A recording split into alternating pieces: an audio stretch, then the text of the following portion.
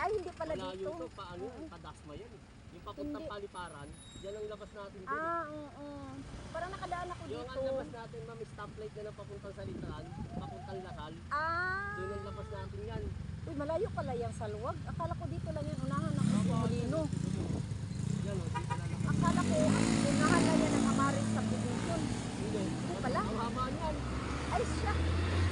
Yun ang alam ko. Yun ang nasa isip ko. Sa luwag, mabuhay. Ah, yan.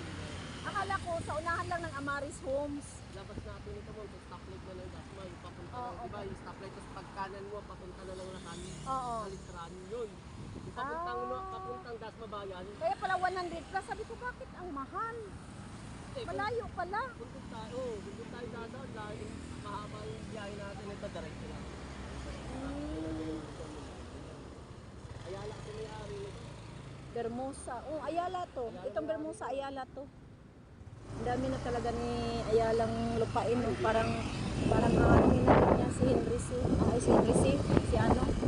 Si Villar. Mayaman sila. Mayaman sila.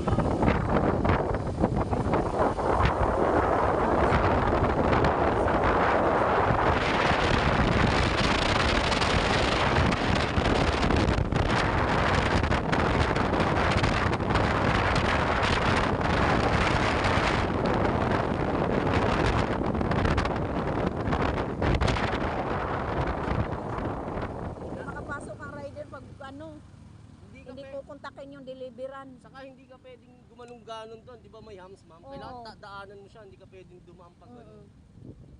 Hindi pa ako nakapasok din sa Ayala pero sabi ng rider na hindi tayo pwede pumasok din ma'am kasi wala akong wala akong ID.